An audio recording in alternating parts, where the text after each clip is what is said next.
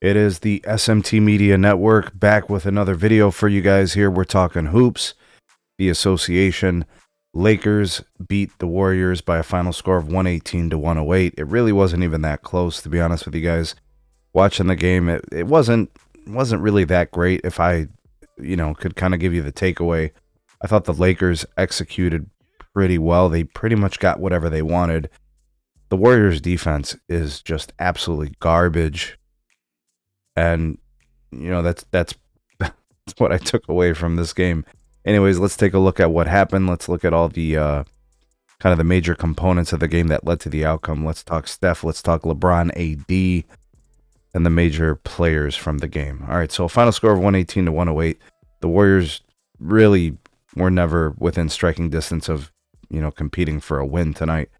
The game was close early, and then in the second half, it was just kind of like the Lakers just keeping the Warriors at arm's distance. So the Lakers shot 55% from the field. I think a function of the Warriors' terrible defense. The Warriors shot 46% from three-point range. The Warriors took 46 threes and made 16, so shooting 35%. The Lakers shot 10 of 29, right? So they basically shot the same percentage. Free throws wise, they both went to the line about the same. Lakers 17 trips. The Warriors 16. I don't know, but where things kind of deviate, the rebounding total edged to the Lakers +5. Offensive rebounds were the same. Assists were almost the same. The Lakers 29, the Warriors 30. Defensively is where I think things kind of fell apart for the Warriors. Every time the Warriors got close and they were within a couple possessions, the Lakers would just get an easy bucket, sagging off the defensive assignment, or, just being a little bit too loose, not playing close enough to their guys. The points in the paint edge went to the Lakers. And then in terms of turnovers, it was close. The Lakers had 12 turnovers. The Warriors had 11, nothing egregious, but I think that's just what it boils down to, right? It's some of the key moments. And to be honest with you guys, it was, this was an AD game. He was the difference maker. 36 points on 13 of 23 shooting, 10 for 12 from the line. He was aggressive. He added a block and 3 steals. He was active defensively. The 13 boards, I believe, was a game high from all players. Dorian Finney-Smith, the D'Lo trade, he had 8 points in 26 minutes of action, so not bad. He gave you something, right? LeBron, 25 points on 12 of 25 shooting. He had, I think, 5 rebounds, 12 assists. And he did have a few turnovers, but nothing crazy. We've seen games where he's got, 5, 7, 9 turnovers sometimes. The bookkeeping is usually wrong, but not bad. He played a pretty clean game. He was in the game late when they were up double digits. Why? I don't know. Just leads everybody to say things like, LeBron stat padding. I mean, it's hard to argue, like, the game was over. They took Steph out of the game and everything, but, like, he stayed in there for whatever reason. Austin Reeves, 6 of 10 from the field, 16 points, so he gave you something. Max Christie, 11 points in 31 minutes of action, 3 of 4 from 3. Jared Vanderbilt is back. It looks like maybe he's on like a minutes restriction, or they're trying to work him into the rotation. 2 points in 12 minutes of action. Jackson Hayes, scoreless in 11 minutes. Gabe Vincent and Dalton Connect each logged about 23, 24 minutes. Dalton Connect got you 13 points. So, you got something from these guys, right? The Warriors, though, I mean, just garbage. Wiggins got you 20, 9 of 15 shooting, 1 of 6 from 3. Steph got you 13 points. 13 points. I mean, he's obviously a Hall of Famer, and he's one of the greatest players to ever play.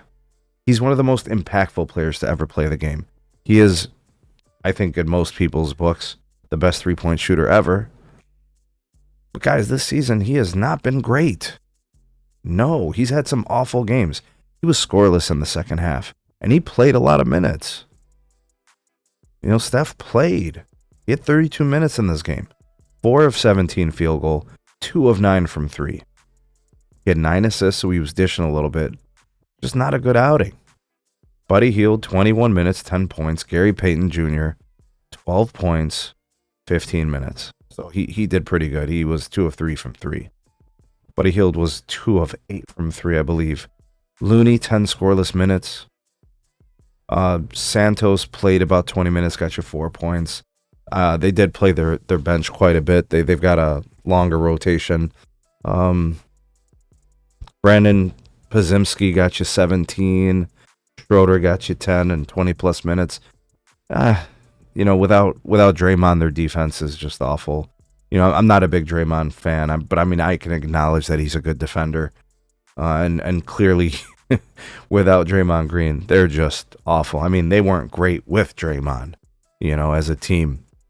So my takeaways from this game, the Lakers, there was never really any urgency. I don't think the Warriors ever really threatened them at any point in the game. In my opinion, I think the Warriors are a bad team. I think they're playing at best. And without Draymond Green, I think they're outside of the play-in, right? Should they continue to slide and lose games, they're not good, So the Lakers, in typical Laker fashion, they're able to beat injury depleted or bad teams. That's not the issue. They still, for the life of them, can't beat good teams. And this Warriors team is not good. They have one of the worst defenses I've seen in a long time. And offensively, their system sucks. It's I don't know. It's just not good. It's not efficient. They're not effective.